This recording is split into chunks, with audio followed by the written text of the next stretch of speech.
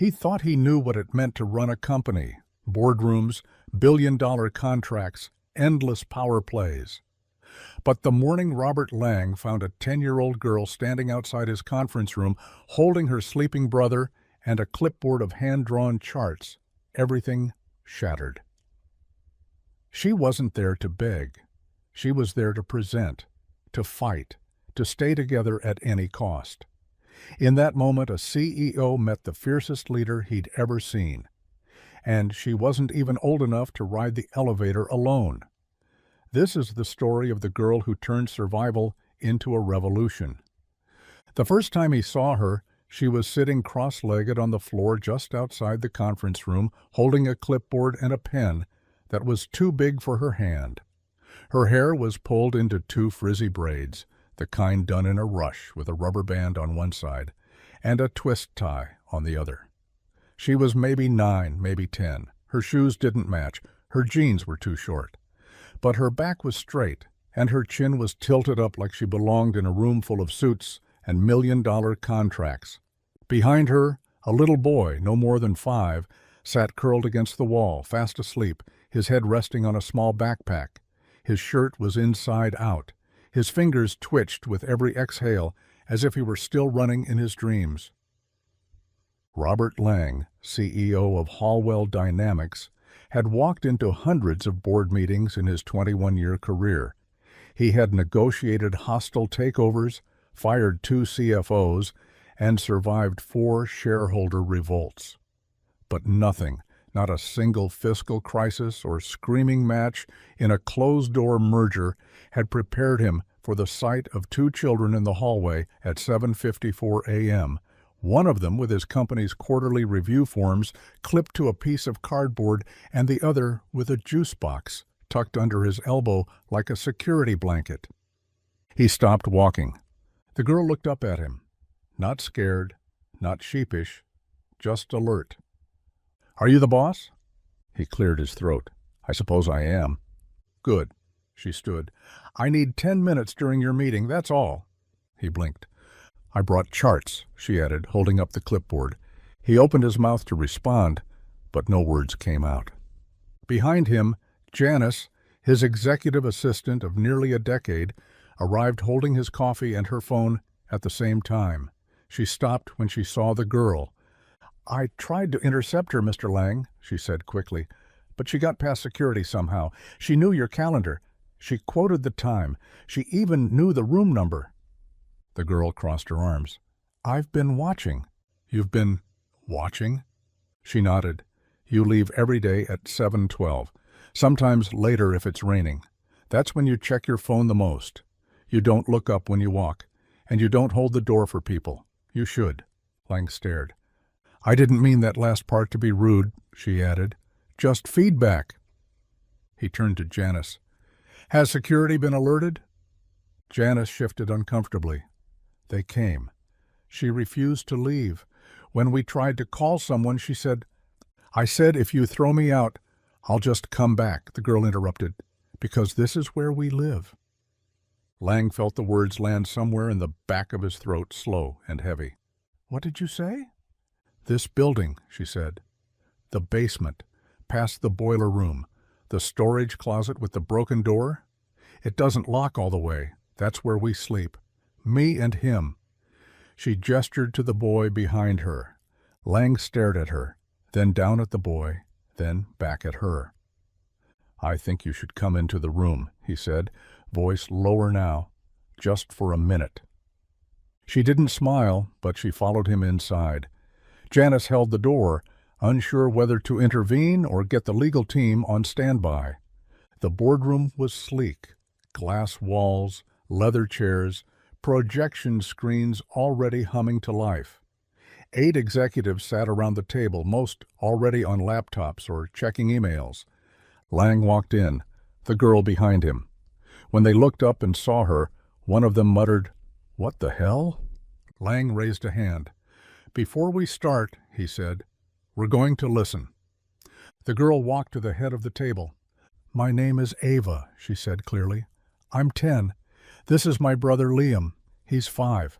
Our mom used to clean this building on night shifts. She passed away last year. After that, the landlord took the apartment. There wasn't anywhere else. I knew she had keys to this place, so one night we came here. We've been here ever since." No one spoke. Ava reached into her jacket and pulled out a stack of papers, hand-drawn bar graphs, handwritten notes, a list of floor schedules. "I've been watching," she said again. "I know how this building works. When the janitors come, when the security cameras rotate, I know when to go to the kitchen on floor 6 because the interns leave sandwiches sometimes. I know which vending machines get refilled and when. I've kept Liam safe. He hasn't been sick. I make sure he eats." Lang sat down slowly. "I know this isn't right," Ava continued. "I know we're not supposed to be here, but I didn't know where else to go. I didn't want to get taken away. I didn't want to lose him. I thought maybe if I came to you, you'd know what to do." And in that moment, the room was silent. Not corporate silence, not the polite quiet of people waiting to speak, but the raw, stunned silence of adults being reminded of the world beneath their polished shoes. The kind of silence that comes when the numbers in your reports are suddenly eclipsed by the face of a child in last year's coat, asking for something more than charity. As Lang looked at her braids, at the too serious set of her mouth, he realized he had never felt so small in a boardroom before. She had changed everything. And she had only just begun. Lang cleared his throat, but it didn't steady his voice the way it used to. He looked around the boardroom at the people he'd led for years, strategists, analysts, executives with salaries higher than most people would ever dream of, and for the first time, he didn't see them as a team. He saw them as strangers in suits, watching a little girl explain how she'd lived under their feet for nearly a year without anyone noticing. Ava's papers fluttered as she placed them on the table. The first was a floor plan, hand-drawn, precise. Room numbers, janitorial schedules, camera blind spots. Someone exhaled sharply when they recognized the exact layout of the building's lower levels, including security access points. Another page showed food inventory, what vending machines she'd taken from, what she'd replaced. "I didn't want to steal," she said, voice steady. "So I only took what looked like it was going to expire. And sometimes I cleaned up the break rooms after the lunch meetings. The ones on Thursdays always had sandwiches. Liam likes the ones with ham and cheese." Lang pressed his palms flat against the table, as if grounding himself. "And you've been here since when?" "Last October," she said. "We came at night. I knew where the cameras didn't point. We stayed quiet. We didn't break anything." One of the board members leaned forward, his voice clipped. "How did you charge your devices? You said you have a phone?" "I found a plug near the boiler room," she said. "It was safe. I only used it for emergencies." Lang raised a hand. "That's enough." Ava looked at him, unblinking. "You're very brave," he said. She shrugged. "I had to be." The door opened suddenly and Janice stepped in, a whisper on her lips. She moved to Lang's side and leaned close. "Security called the city," she said. "Someone in the lobby tipped off a caseworker. CPS is on their way." Lang stood so fast his chair rolled backward. "Who called them?" Janice looked at the floor. "I think it was Paul. He said we couldn't risk liability." Lang turned to the man in question, Paul, VP of Legal, who flinched under his stare. "She's a child," Lang said. "You called the system before you called me?" "I thought," Paul began. "You didn't." Lang looked back at Ava. Her shoulders were square. She didn't flinch, even then. "I'm not going with them," she said. "I don't care what they say. They'll split us. I know how it works. They'll say it's just temporary, but it never is. They'll put him in one place and me in another, and then we'll disappear. I've kept us together. I've done everything I could. I'm not losing him, too." Lang crossed the room, crouched in front of her. "You're not going anywhere right now," he said. "Not until we figure this out." Behind him, murmurs began to rise. "Rob," someone started. "Shut up," Lang said without looking. He stood. "Janice, get legal back in here. Not Paul. I want someone who knows child custody statutes inside and out. Call Maria Sanchez. She owes me a favor." Janice nodded and stepped out. Lang turned to the rest of the room. "We're not doing the quarterly review today. We're not talking about profit margins or project timelines or growth projections. This," he gestured to Ava, "is what we're doing." Ava glanced at the door. "They'll be here soon." Lang looked down at her. "Then let's get ahead of them." He motioned her to follow, and together they stepped into his office, a glass and wood sanctuary on the top floor, decorated in soft neutrals and minimalist furniture. Ava looked unimpressed. She went to the couch and sat beside her brother, who had just begun to stir. Lang picked up his phone. 3 calls later, a private attorney was on her way. A pediatric specialist from Lang's foundation called to offer support. A retired social worker Lang had worked with years ago agreed to come to the building and speak on Ava's behalf. It all happened fast, and still too slowly.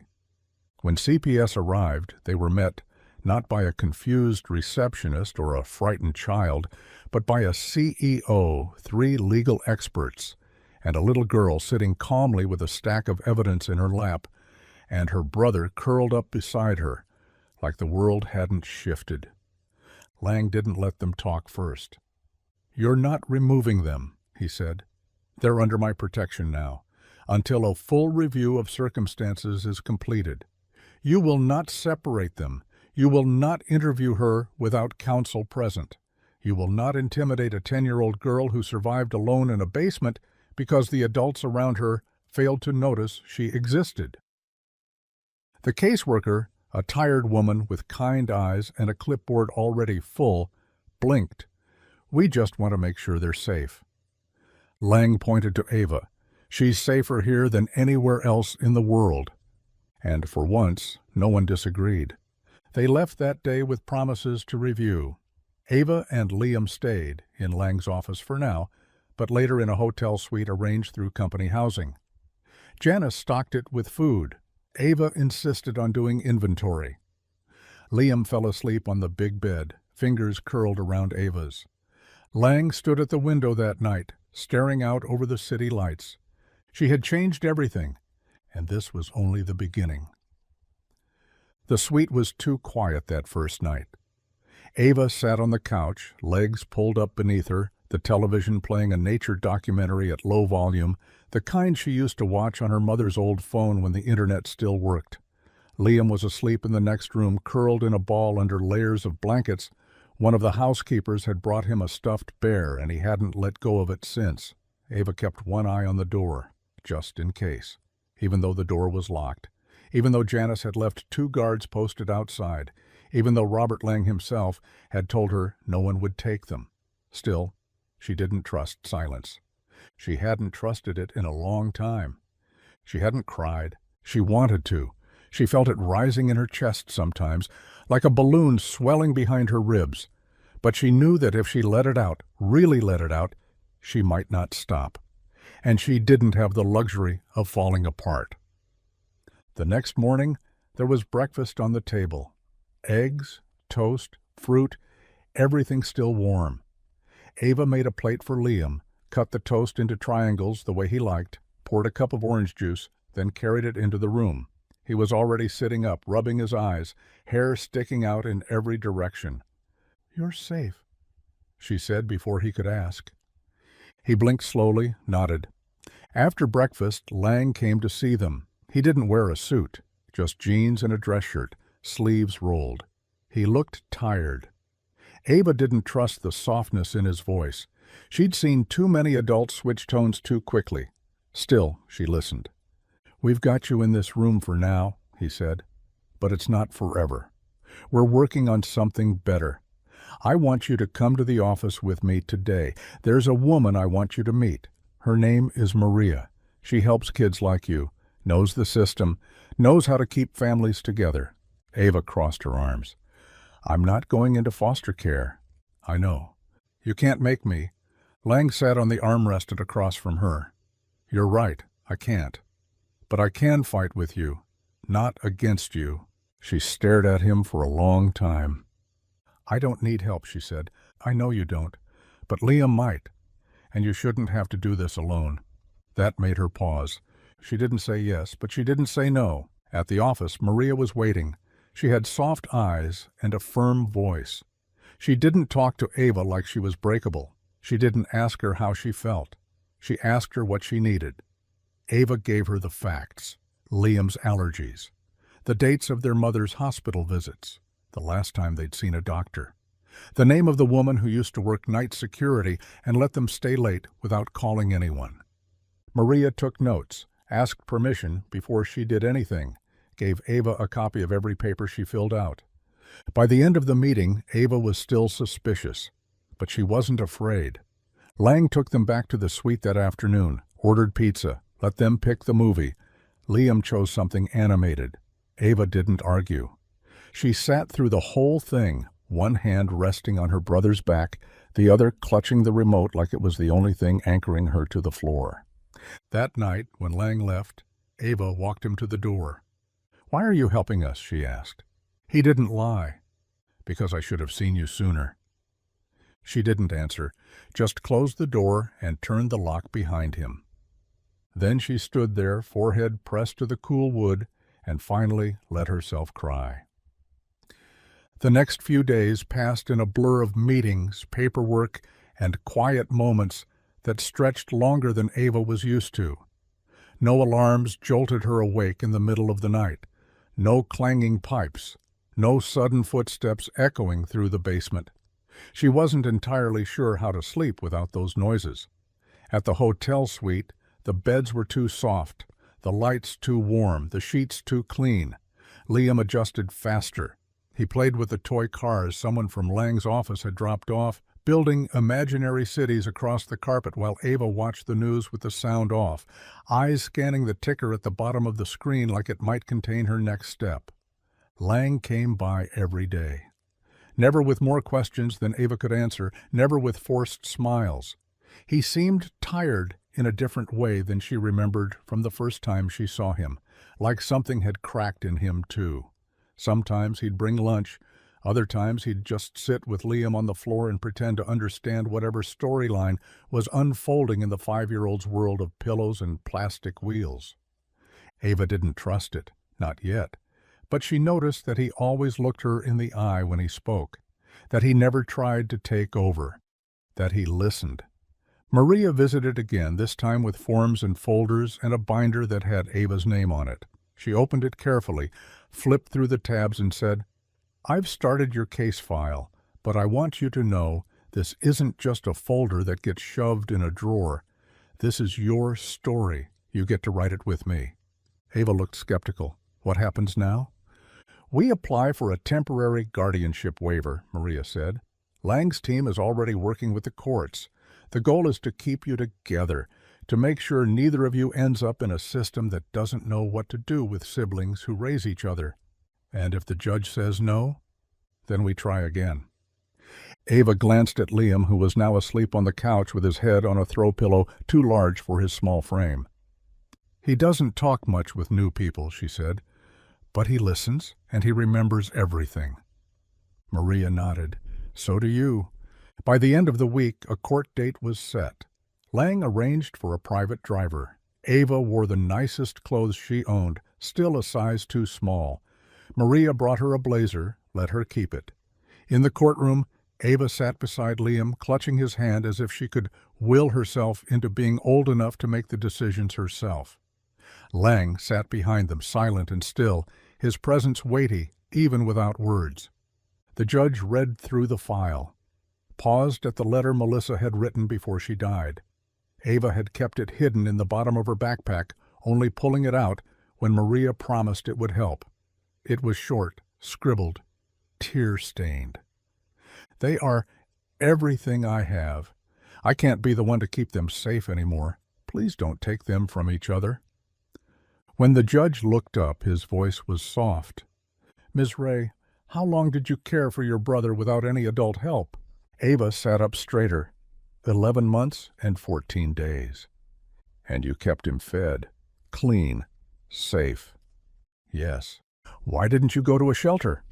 "They split us up," she said. They always split kids up. The judge looked at Maria, then at Lang. I have rarely seen a child advocate for her sibling the way you have, he said. You shouldn't have had to.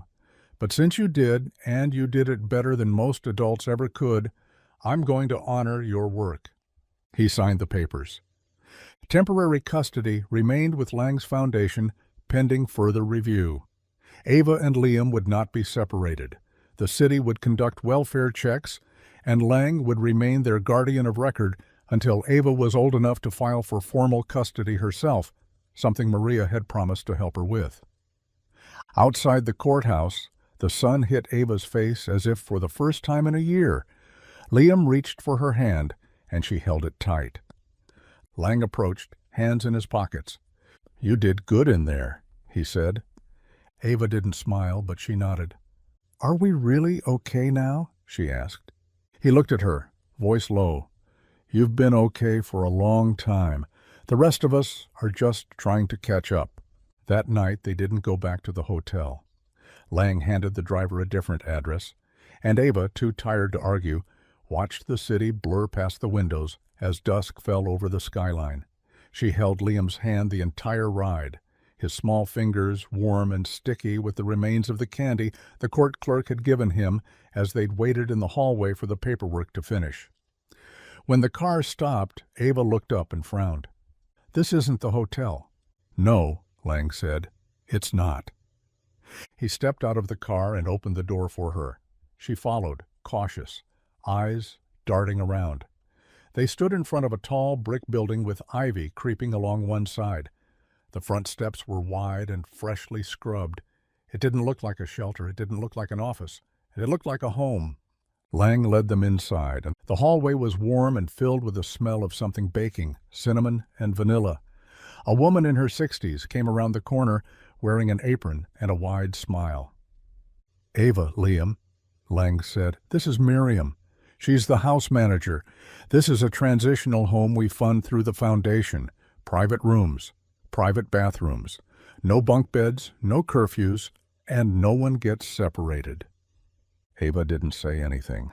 Liam leaned into her side, unsure. You'll have your own space here, Miriam said gently, for as long as you need. No pressure, no forms tonight. Just get some rest. Ava looked up at Lang. You're not leaving us here, are you? Lang shook his head. I'll be here tomorrow, and the next day, and as many days as it takes. She stared at him for a long time, then nodded once.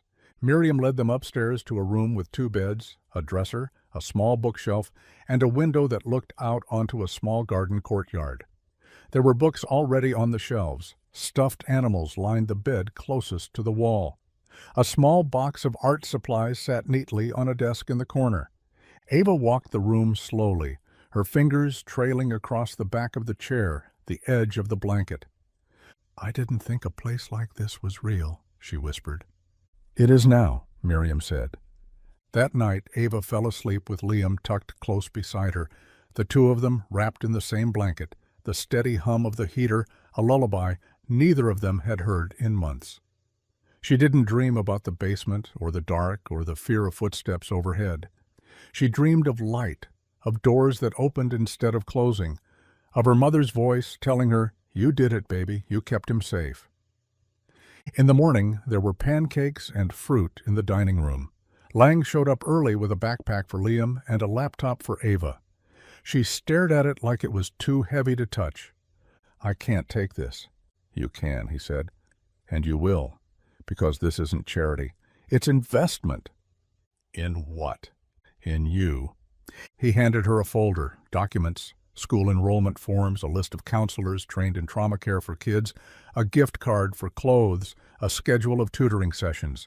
You don't have to do this. I know, he said, but I should have. Months ago, and now I'm not leaving until you have everything you need. She looked at the laptop, then back at him. What if I mess it up? You won't? You don't know that.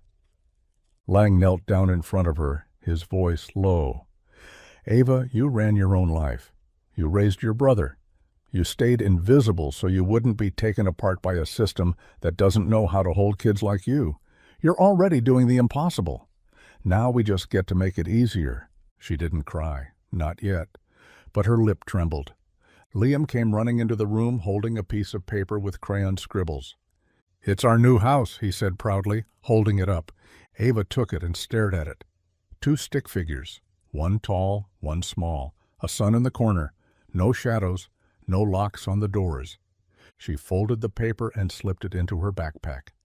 Lang stood and said nothing else, because the promise had already been made, and from that day forward everything changed. In the weeks that followed, Ava began to learn what it meant to breathe without bracing for impact. The first few days at the transitional house were filled with strange, new silences. Too many clean spaces, too much food without rationing, too much light at night. She kept a backpack packed under her bed just in case. Liam adjusted faster. He'd wake up smiling, padding down the hallway in socked feet to help Miriam set the breakfast table. He learned every staff member's name by the end of the week and drew them all portraits in crayon. Ava, by contrast, kept her guard up like armor, but little things began to shift. One afternoon, she stayed at the table after lunch instead of slipping away. Another evening, she joined 2 other girls in the garden and sat with them for an hour, barely speaking, but not needing to. When Lang came by on Saturdays, bringing books or snacks or sometimes nothing at all, just himself, she stopped fidgeting when he entered the room. One night, after Liam had fallen asleep early, Ava joined Lang on the back porch of the house. He sat in one of the wooden chairs, elbows on his knees, looking out at the dim lights of the city far in the distance. She sat down beside him, arms folded across her chest. "Why do you keep coming?" she asked. He looked over at her. "Because I said I would." "That's not how adults work."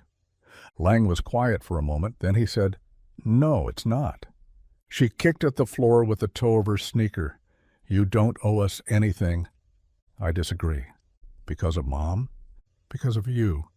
She turned her face toward the garden. "I don't know what to do now. When we were hiding, I had a plan every day. Keep Liam quiet, get food, avoid cameras. I always knew the next thing, but now you don't have to survive every minute." She was silent. "That's going to feel wrong at first," he said. "It's going to feel like something's missing, but it's not. It's space. You've never had it before. Now you do." She looked at him, squinting. "What did you do before this? Before us?" "I ran a company," he said. "Tried to make money for people who already had too much." "Why?" He smiled. "Because it was easy to measure. It made me feel like I was doing something right." "Are you still doing that?" "No." "What are you doing now?" "I'm learning how to listen better." Ava didn't say anything after that, but she stayed on the porch until the stars came out. By the end of the month, she had her own library card. She walked Liam to his new preschool every morning, holding his hand tightly until he walked through the gates and looked back with a grin. She started going to tutoring on Tuesdays and Thursdays. At first, she only listened. Then she started asking questions. At the transitional house, she began to help the younger kids with their homework, not because anyone asked her to, because it felt good. She wrote out schedules for them, printed checklists, taught them how to color-code their binders. "I'm not your mom," she said once to a boy who asked if she'd tuck him in, "but I know how to be there." Lang showed up every week, sometimes more. He'd bring takeout or notebooks or puzzles for Liam. Once he brought Ava a gift bag with pencils and journals and a small necklace, just a silver charm that read, "Still Standing." She wore it under her shirt every day. One afternoon, he arrived with a proposal. "I want to start a foundation," he said.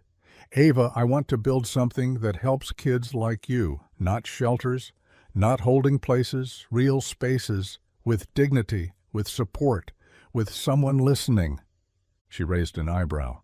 "You're the CEO again?" "No, you are, if you want to be." Her jaw dropped slightly. "What?" "Not on paper, not yet. But in every way that matters. You've done what most adults couldn't even imagine. I want you on the board. I want your vision. I'm 13. You're exactly who I need." She didn't say yes that day, but she took the proposal, read every word and made notes in the margins.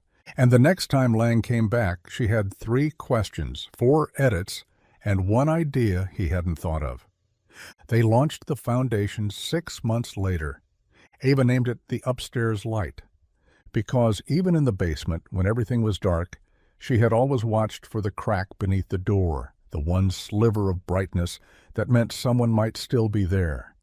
Now she would be the one leaving the light on, and the door open for all the others. The foundation opened in early spring, not with a ribbon cutting or a press conference, but with a gathering. No stage, no podium, just a circle of folding chairs in the largest room of the new space, where the windows stretched from floor to ceiling, and the sun painted soft gold across the hardwood floor. The building had once been a school annex, long since shuttered, with rust on the doorknobs and peeling linoleum. Lang bought it outright. No investors, no fanfare, just a quiet transfer of ownership and weeks of steady renovation. He let Ava choose the paint colors, the layout, the name. She chose soft gray walls, navy blue trim, bean bags instead of desks, shelves instead of file cabinets. She had learned long ago that kids open up better when they're not looking directly at you. They called it the upstairs light. The name was hers, and everyone asked what it meant. She explained it once and only once. It's what I looked for when we were in the basement. The light meant someone was still there. It meant we weren't forgotten. Lang didn't ask her to explain again. He had seen enough to understand that the world had too many basements, too many children hiding in shadows beneath the weight of other people's decisions. He had seen enough to know that if this space was going to mean anything, it would have to be different from everything else that had failed her. Ava was in the room when the first kids arrived. There were 6 at first, all different. One was a boy who hadn't spoken in a month. Another was a girl who carried a plastic spoon everywhere because it was the last thing her mother gave her before she vanished. 2 were brothers who didn't trust anyone unless they could sit with their backs to the wall. One was a foster kid who had memorized all the exits in the building within 30 minutes of arriving. Ava didn't speak much that day. She handed out water bottles, showed them where to find the snacks, how to turn down the lights if it got too bright. She sat on the floor and let them exist without pressure. She told them her story without embellishment, just the facts. Her voice didn't shake. Her hands didn't fidget. She was 13, but when she spoke, everyone listened. Lang stayed out of the way. He worked in the office down the hall, but always left the door open. Every morning he brought coffee for the staff and orange juice for Ava. She never asked for it, but she drank it every time. It became part of their unspoken ritual. Maria helped oversee the programming, recruiting mentors, hiring trauma-informed educators, training volunteers. She brought in therapists who understood that healing didn't always happen in quiet rooms with tissue boxes, who knew sometimes therapy looked like building a robot or writing a rap verse or sitting in silence next to someone who didn't have the words yet. Liam came after school each day. He had his own room filled with books and pillows and shelves of dinosaurs. He helped the other kids find things, helped Ava make snack lists. He was 7 now, taller and louder, but still anchored by her presence. The staff loved him. He became the unofficial mayor of the space. Whenever a new kid arrived, Liam was the first one to say, "You're safe here." And it was true, because Ava had built it that way. She oversaw everything, from the snacks to the lighting to the curriculum. She sat in on planning meetings and spoke up when adults tried to overcomplicate things. "We don't need more rules, Mam Bull," she said once. "We need more couches." She wrote a list of commandments for staff. Always believe them. Don't flinch. Don't call them strong just because they survived something that hurt. Let them talk about it on their terms. Feed them before you ask them questions. The list was framed and hung on the wall. By summer, they had over 30 kids attending weekly. Ava knew every name, every allergy, every parent's contact info when there was one. She kept track of birthdays and quiet anniversaries, like the day someone's mom had been taken or the day another kid had arrived in foster care. She didn't celebrate those days, but she didn't ignore them either. She made sure they were held. Lang watched her grow not just into leadership, but into wholeness. She still kept a notebook under her bed, filled with sketches and lists and late-night thoughts written in the margins of printed grant applications. She still checked the locks before going to sleep, still kept a go-bag in the closet. But she smiled more now. She let people hug her. She laughed sometimes, real, loud laughter that filled the room. One night, after a long day of summer programming, she and Lang sat on the roof of the building, drinking lemonade and watching the city light up. "You know," she said, "I used to think growing up meant leaving everything behind. And now? I think it means bringing it with you, but holding it differently." Lang nodded. "That sounds like something your mother would have said." Ava looked out over the rooftops, the sky purple at the edges. "Yeah, maybe. She'd be proud of you." Ava didn't reply, but she reached into her pocket and pulled out the silver necklace Lang had given her over a year ago, still standing. She turned the charm over in her palm and then slipped it back inside her shirt. "She didn't get to stand," she said quietly. "So I do." Lang didn't speak. He just sat beside her, hands clasped, heart full. They stayed like that until the stars came out, and somewhere far below, in a room with soft chairs and warm light, a child curled into a beanbag and whispered to a volunteer, "It's different here. It feels like someone left the light on just for me." And they were right, because Ava had. By mid-autumn, the upstairs light had become more than a center. It was a movement. Word spread, not through press releases or billboards, but through the quiet whisper of trust. Social workers talked about it in hushed, hopeful tones over coffee. Foster parents brought it up in support groups. Kids whispered it to each other in the backs of classrooms, on buses, and cafeteria lines. "You should go. They don't make you explain everything. They have couches and music and people who don't pretend they know more than you. They let you sit in silence and still count that as participation." And most of all, they said this: "They'll believe you." Lang watched as the building transformed from a collection of rooms into a living thing. Hallways became art galleries of grief and joy, one corner filled with poetry on sticky notes, another with sketches drawn in crayon, chalk, and charcoal. The sound lab, once a forgotten closet, now pulsed with songs written by kids who hadn't spoken to anyone in years. Ava built that room herself, organized the software, requested the gear, tested every cable. She painted the walls navy blue and told everyone, "Dark rooms are where music is born." Every Friday, the staff hosted Open Circle, a community ritual where the lights were dimmed and anyone could speak or sit in silence or just exist. No pressure, no expectation. Ava always sat in the circle. Sometimes she spoke, sometimes she didn't, but her presence was the permission everyone else needed. One Friday, a boy named Micah, who'd come in 3 weeks earlier without a single word, stood up, walked to the center, and said, "I think I'm still a person," then sat down and buried his face in his hands. No one clapped. No one moved. Ava crossed the room slowly and sat beside him. "You always were," she said. "We just needed to remind you." Lang stood in the doorway that night and knew, without question, that nothing he'd done before this place would ever matter more. The city started noticing, too. A state senator stopped by unannounced. She expected a facility, an organization. What she found instead were walls full of history, books written in margins, couches full of kids who didn't flinch when an adult entered the room. She asked for a tour. Ava gave it to her. The senator asked about test scores. Ava pointed to the wall where a 7-year-old had written, "Today, I didn't pretend to be okay."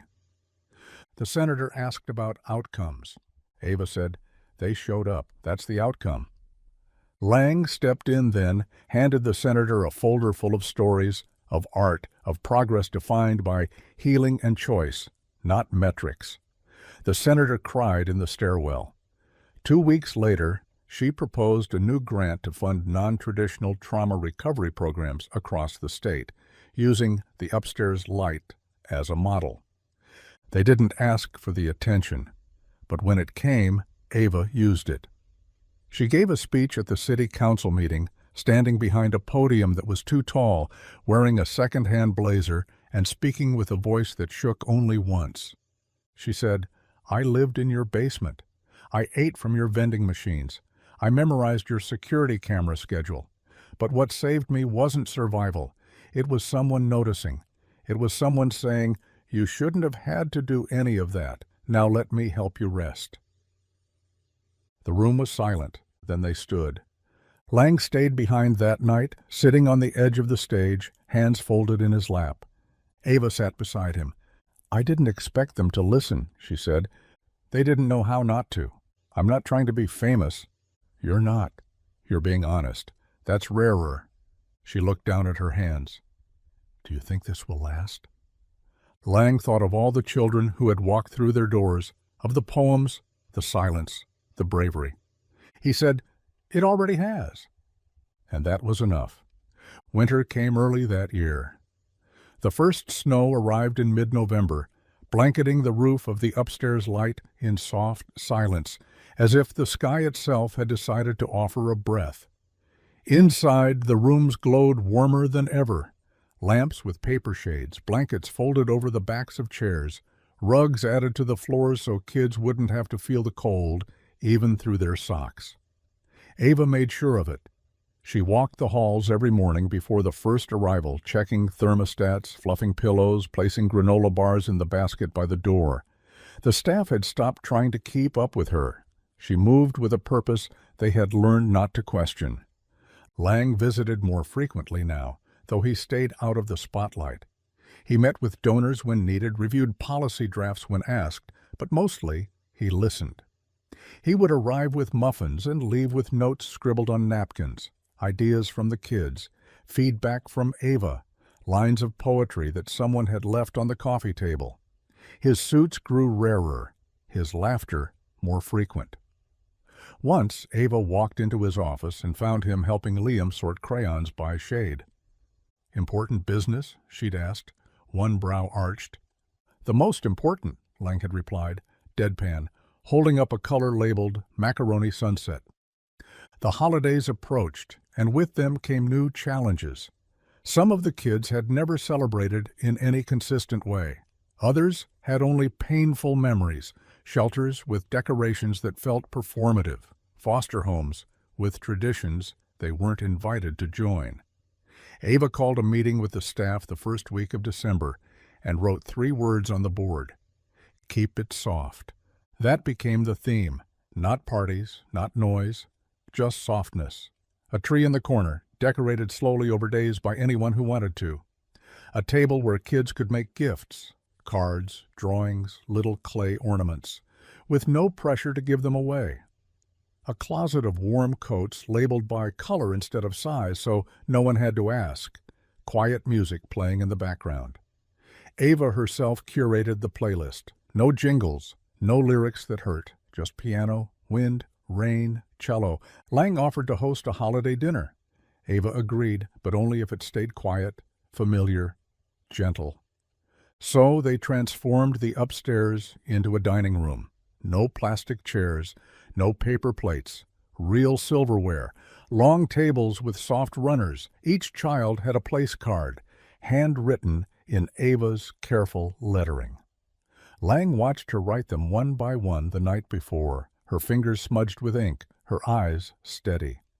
"You know every single name," he said. "I know more than that," she replied. He didn't ask what she meant. He already knew. The dinner was held on the evening of the solstice, the shortest day, the longest night. They served stew and bread and apple cider. No speeches, just warmth.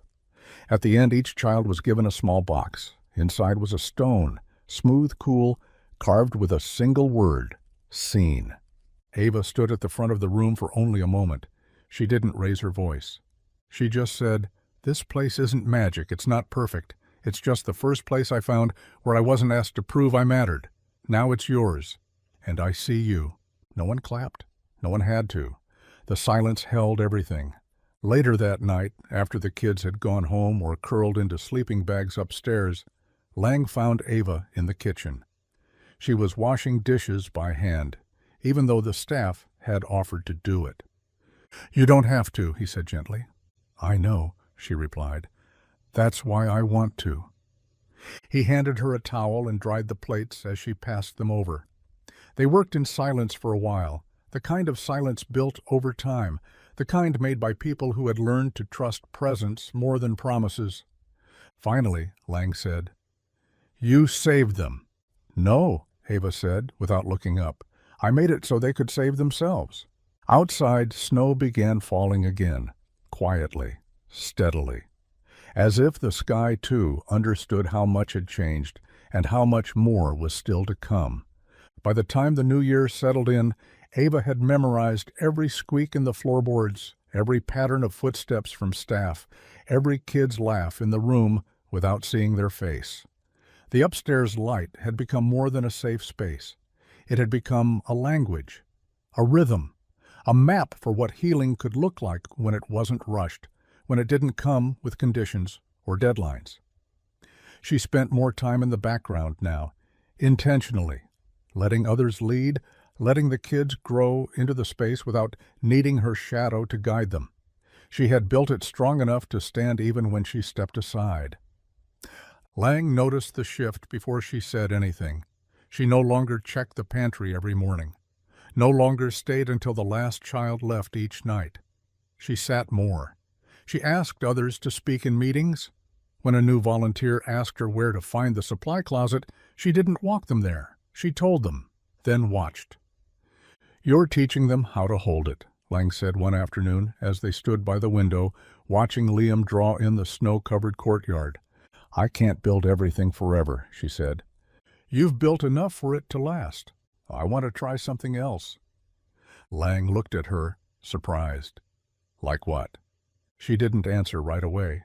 She tapped the glass with the pad of her finger and said, "There are more basements out there. You want to open another light. I want to find the ones already flickering and give them what they need to stay on." Lang nodded slowly. "That's bigger than just this building.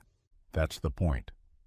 She spent the next 3 months traveling, not far at first, visiting shelters, transitional homes, school nurses, counselors, libraries where kids lingered long after closing.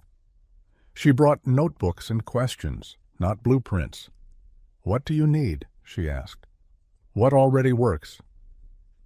She didn't talk about her story unless someone asked. When they did, she told the truth, straight, without drama, without shame.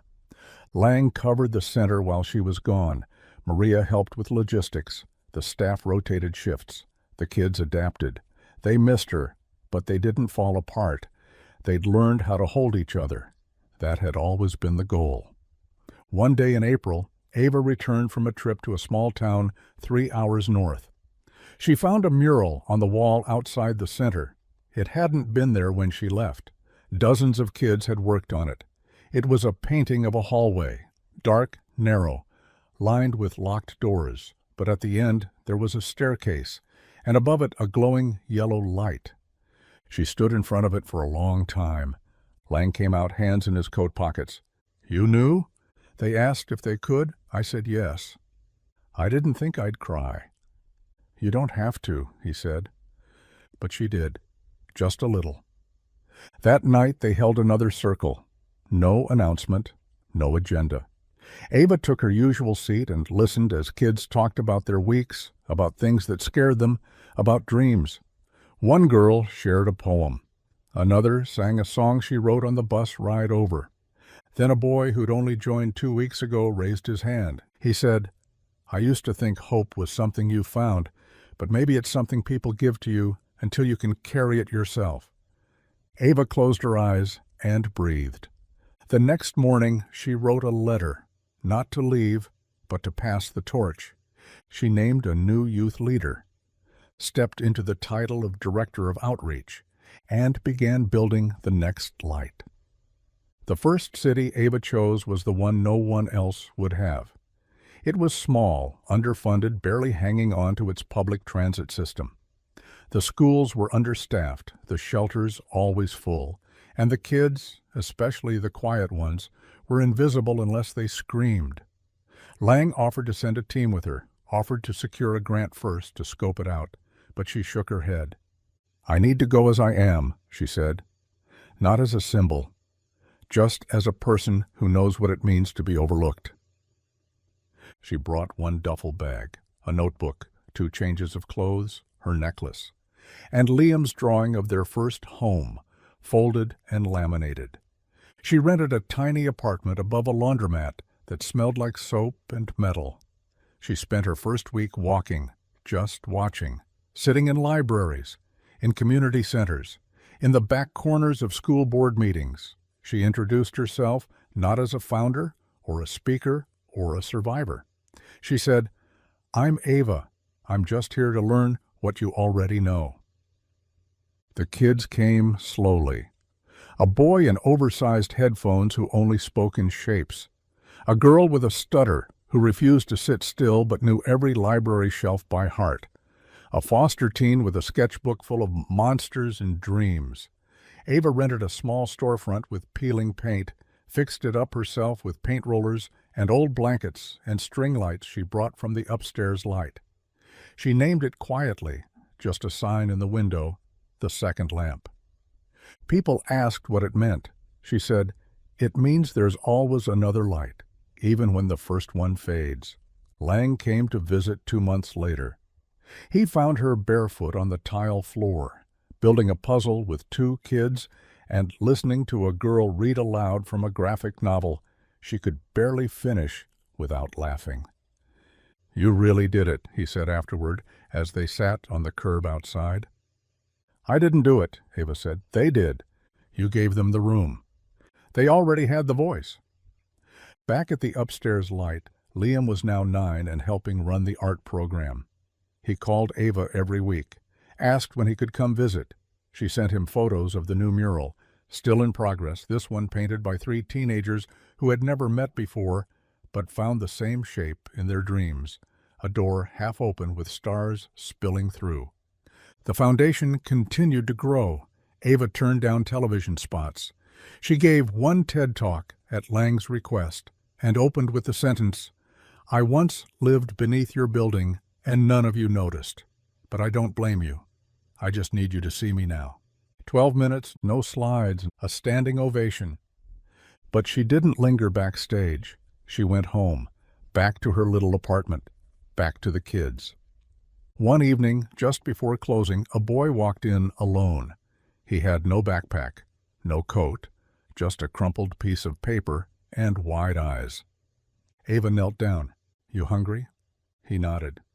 "Okay, one thing first." She held out her hand. "I'm Ava."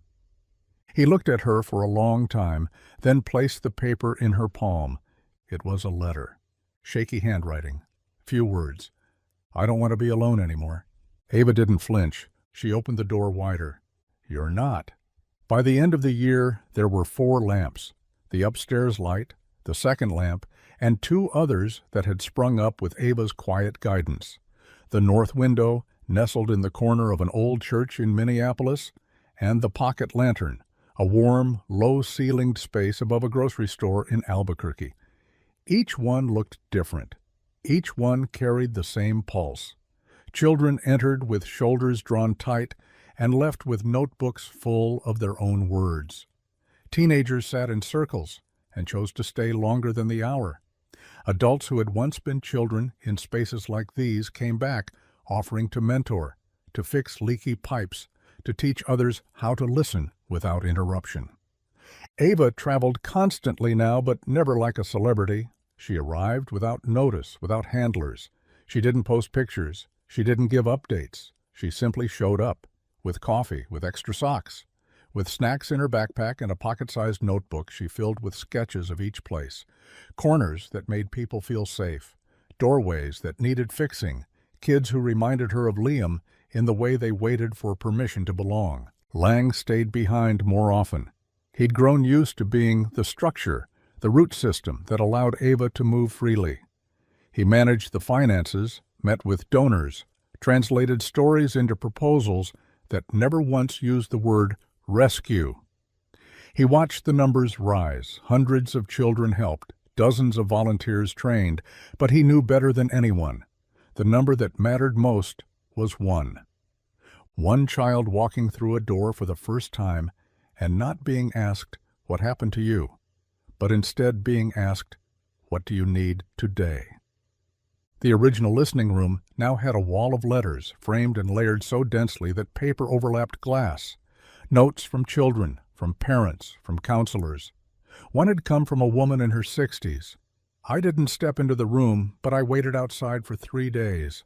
That was enough to remember that I'm still here." Ava visited that wall one quiet evening. She stood with her fingers grazing the frame and whispered names she hadn't spoken in years. Some were still around, some had grown and gone, one had been lost. She never said which. When she returned to the upstairs light, Liam tackled her at the door. "You missed the whole festival," he said, arms around her waist. She hugged him tight. "Did you save me any cookies?" "No, but I drew you." He pulled out a crumpled piece of paper from his hoodie pocket. It was a sketch of her on the steps of the center, arms open, surrounded by floating lamps, each one glowing. She blinked hard. "You drew the lamps." "They're not done yet," he said. "There's more." "How many more?" "As many as there need to be." Later that night, after Liam had gone to bed, Ava sat in her old room and opened her notebook. On the last page, she wrote one sentence. "I used to be the child no one saw. Now I build windows in every wall." Then she closed the book, and in the quiet, with the lights dimmed and the building humming gently around her, she finally rested. Not because her work was finished, because she'd made a world where it didn't have to be finished all at once, where someone else would carry the next light, and someone else after that. Summer arrived with a breathless kind of warmth, the kind that made the city shimmer at the edges and turned sidewalks into rivers of laughter and spilled lemonade. At the upstairs light, the rhythm shifted with the season. School was out, so the mornings stretched longer, the couches filled earlier, the snack table never stayed full for more than an hour. Ava moved through the rooms like a conductor, not orchestrating, but keeping time. She knew when to step in, when to step back, when to press a hand gently to a shoulder and say, "You don't have to be okay right now." The new interns tried to keep up. They were young, eager, often overwhelmed by the weight of what they were hearing. Ava trained them herself. She didn't hand out manuals. She handed out notebooks. "You're going to write down one thing every day," she told them.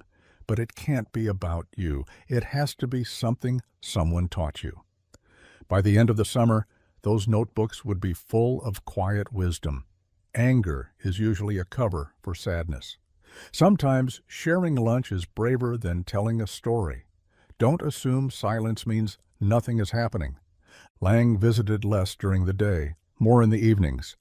He liked the hush that settled in after the last child left, the way the building seemed to breathe. He and Ava would sit on the roof, passing a thermos of coffee back and forth, listening to the city hum below. One night, as they watched a thunderstorm roll in over the skyline, Ava asked, "Do you ever miss it?" Lang didn't pretend not to know what she meant. The boardrooms, the suits, the war of PowerPoints. She smirked. "The way people used to snap to attention when you walked in." He was quiet for a moment. Then, "I miss thinking that control meant safety. I don't miss being wrong." The thunder cracked low in the distance. Ava pulled her knees to her chest. "I used to think safety meant walls," she said.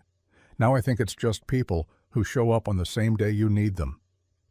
Lang looked at her, this girl who had once stood at the head of his boardroom in a too-big coat with a sleeping brother and a clipboard full of facts no one had been willing to face. This girl who had rewritten everything. "I showed up," he said, "but you stayed." She nodded. "So we're even. The storm rolled in slow and soft. They stayed on the roof until the rain came, and then they went inside, and the light stayed on long after they'd gone to bed. In July, the upstairs light hosted its largest program yet, a summer series for kids who had aged out of other systems but didn't know where to go next. They called it The Landing. It wasn't school, it wasn't therapy, it was a space to figure things out, to write resumes, to nap on purpose, to ask what joy might feel like if it wasn't something borrowed. Ava ran the first session. She stood in front of the group, barefoot, wearing jeans and a t-shirt that said, "Softness is a revolution." She didn't give a speech. She asked one question. "What's the first thing you ever did for yourself that no one told you to do?" The answers came slowly. "I taught myself to make rice. I bought a plant. I sat outside at night just to hear the crickets. I said no." Ava wrote each answer on a chalkboard wall, and by the end of the week, it was full, covered, a living record of quiet resistance. Kids who thought they were too old to be helped, too broken to be seen, were returning every day, asking for a seat, asking if there was more space on the wall. Ava ordered another can of chalkboard paint, rolled it on herself, wrote at the top, "More room." Always. And the wall grew, the work grew, the light grew, and the girl who once carried her world on her shoulders began to realize she was no longer holding it alone. She had built something that could carry others, and now it carried her too. By late August, the air began to shift again, the way it always does when the summer starts to lose its grip. There was a softness to the mornings, a coolness in the early hours that hinted at change, and Ava felt it in her bones. She stood at the threshold of the upstairs light one morning before opening and watched the sun rise over the city rooftops, the light catching in the glass of the building across the street. The warmth on her face reminded her of the hallway light, the one that used to spill beneath the crack in the office basement door while she and Liam lay quiet and still on the concrete floor, listening for footsteps above.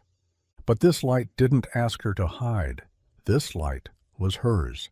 She walked through the center slowly, her fingers brushing the walls, the back of the couch, the edge of the bookshelf, where Liam had started organizing the picture books by how they made you feel, instead of by author.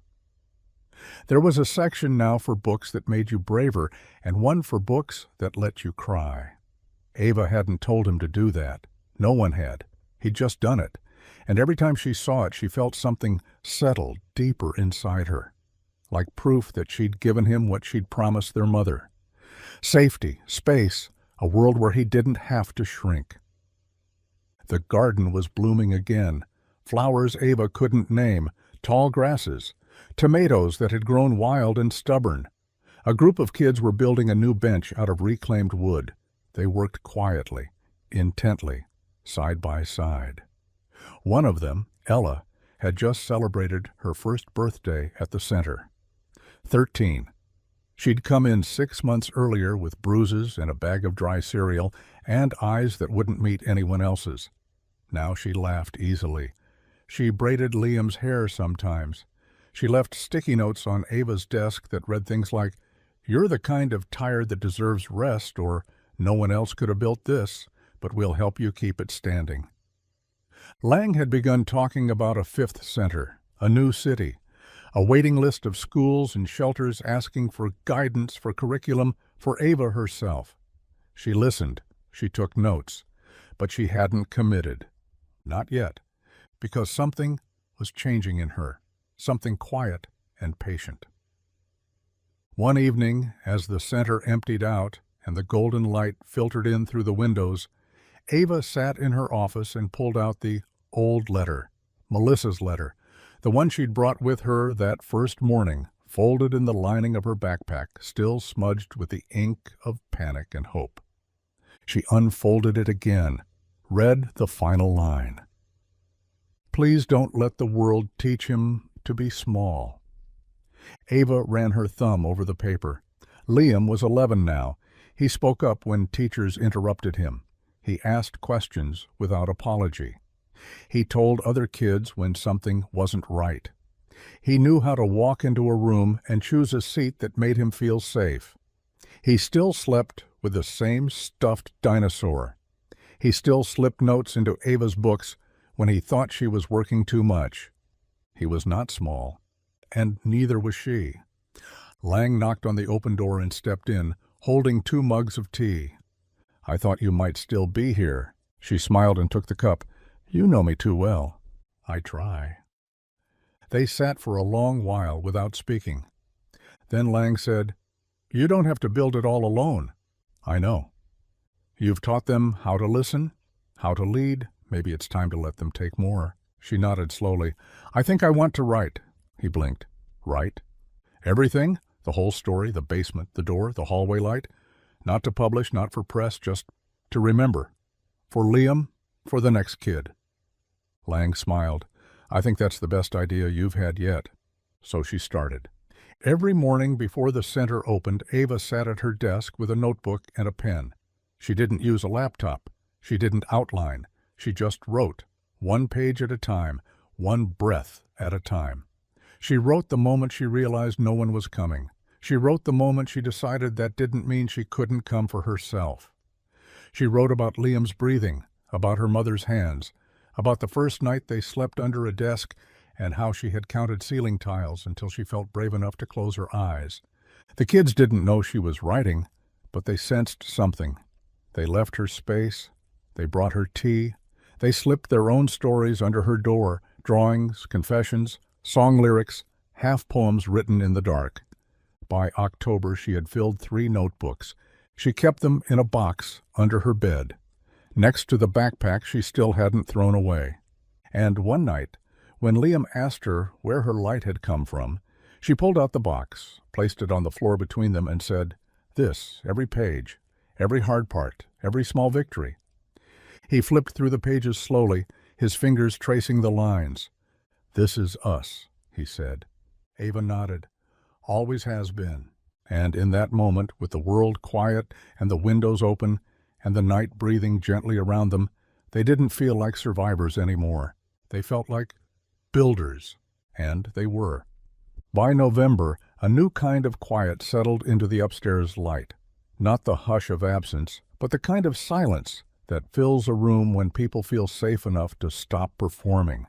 There was laughter, of course, behind closed doors in art rooms, in the hallways between activities, but it came in waves now, soft and earned. The kids moved with confidence. They didn't flinch when someone new walked through the door. They didn't lower their voices when asked how they were doing. They spoke, even when it was hard, because they knew the people around them would wait for the words to come. Ava felt the shift like it was weather. It didn't announce itself. It settled slowly. She noticed it in how her shoulders didn't rise when she heard footsteps behind her, in how she no longer slept with one ear open, in how Liam, now 11 and a half, walked into the center each morning like he owned it, high-fived the front desk staff, and made his way to the art room with a sketchbook tucked under his arm. They had built something real, something that didn't require Ava to hold it together anymore with both hands. One night, after closing, Ava sat on the windowsill of her office with a blanket around her shoulders and the last of the autumn light bleeding across the sky. Lang walked in carrying 2 cups of tea, handed her one without a word, and sat down in the chair across from her. The space between them didn't need to be filled anymore. They'd long since grown comfortable with silence. "I've been thinking," Ava said after a long pause, "about what it means to leave." Lang looked at her. "Leave?" "Not like disappear," she said. "Not like running. I just mean stepping away. Not because I'm tired. Because maybe I don't have to stay in the center of it anymore." Lang nodded. "You've earned that. I'm not asking for permission." "I wouldn't give it," he said, smiling. "I just support the decision." She looked down at her tea. "They don't need me the same way now. That's because you taught them how to need each other." She looked up. "Do you think it'll last?" Lang didn't answer right away. He reached into his coat pocket and pulled out a folded piece of paper. "This came today, from the new center in Kansas, a kid who's been there a month. He wrote, "I used to be the loudest in the room because I was afraid you wouldn't see me. Now I can whisper and still be heard." Ava read it, blinked slowly, then smiled. "I think it's already lasting." By the end of the week, she had announced it. She was stepping into a new role. She would remain involved, still guide, still visit, but the day-to-day operations would now be led by two former youth members, both now in college, both fierce, brilliant, and compassionate. The staff cried when she told them, not out of sadness, out of pride. Liam hugged her tight and whispered, "I'm glad. You'll have more time to rest." She didn't take a vacation. She didn't move out of the city. She didn't write a memoir. She started going to classrooms, one by one, uninvited at first. She'd walk into a school, introduce herself to the principal, and say, "I don't want to talk at them. I want to sit with them." And they let her. They always let her. Because once they heard her story, once they saw the way the students looked at her, listened to her, cried and laughed and asked if she'd come back, they understood that this wasn't guest speaking. This was bridge building. Ava sat in gyms and cafeterias and corner classrooms with bad lighting and broken clocks. She sat in the back of ESL groups and after-school programs. She listened to kids talk about the violence they went home to, the fear they woke up with, the way no one had ever said, "You deserve better," and meant it. She said it every time. She said it until they believed her. She said it until they believed themselves. By the first snowfall, she had visited 12 schools. Each one sent a letter to the upstairs light afterward. Each one ended the same way. "Thank you for leaving the light on for us." She kept them all, framed them, hung them in a new space. Ava didn't stop building. She just built wider, built farther, and she never once forgot what it felt like to be beneath the floorboards of someone else's life, wondering if anyone would ever notice. Now they noticed. Now they looked for the light. By December, the original center prepared for winter like it always did, with softness, extra blankets stacked near the door, battery-powered lanterns distributed to kids who still lived in places with more shadows than walls, a shelf of coats in every size and color, no labels, no sign-in sheet. Hot soup at 4 o'clock every day, no matter how few kids showed up. Lang had started calling it the season of holding, and the name stuck. The staff printed it on a banner and hung it over the common room, and someone added in marker beneath it, "And we don't drop anyone." Ava spent more time traveling now. Her days were spent in transit, her nights on borrowed couches and spare guest rooms wherever she was invited. In January, she would speak at a national education summit, not as a keynote. As a youth delegate, she had refused a stage. "Just give me a room," she'd said, "and fill it with people who still think kids only tell the truth when it's measured in grades." But for now, she came home for the holidays. The upstairs light was quiet when she arrived, the afternoon sun slanting through the high windows. She walked the familiar halls with her bag slung over her shoulder, nodding at the new faces, hugging the ones she remembered. Someone had hung paper stars in the entryway, each one with a wish written in careful, uneven handwriting. "I want my brother to laugh again. I want someone to read to me. I want to stop feeling like a guest in my own life." Ava stood there for a long time, then pulled out a pen from her coat pocket, took down a blank star, and wrote, "I want every hallway to end in a door that opens." She pinned it back gently. Liam found her in the kitchen, heating cider. He was taller now, his voice changing, his stride sure. He grinned when he saw her, and she pulled him into a hug that neither of them rushed to end. "You made the news again," he said. "They showed your speech at that school in Texas." "I was just telling them what I needed when I was 9, she said. "Turns out a lot of kids still need the same thing." He nodded. "We got a new kid this week. He asked if the beds were real." Ava blinked. "What did you say?" "I said, yeah, and they're yours." She smiled. "You always know the right thing." He shrugged, shy. "You taught me." That evening, they hosted the annual quiet holiday gathering. No decorations that blinked, no loud music, just soft lights, handmade cards, and a table filled with dishes brought by staff, neighbors, even kids who wanted to try their hand at cooking. Someone played piano in the corner, gentle, slow. Lang stood at the edge of the room watching it all. When Ava approached, he said, "Do you ever get used to it?" "What?" Watching them choose to stay. She looked around, at the kids curled on couches with Coco, at the staff helping with dishes, at the one boy sitting by the window, hands pressed to the glass as snow began to fall outside. "No," she said, "and I don't want to." He handed her a small box, no ribbon. She opened it carefully. Inside was her original notebook, the one she'd left behind after her last full year. Lang had kept it safe, wrapped in a cloth, the pages marked with sticky notes from kids who had read it. She flipped through and found one that said, "I think maybe I'm the light now." Her eyes stung. She closed the book, held it to her chest, and whispered, "Yeah, you are." Outside, the snow kept falling.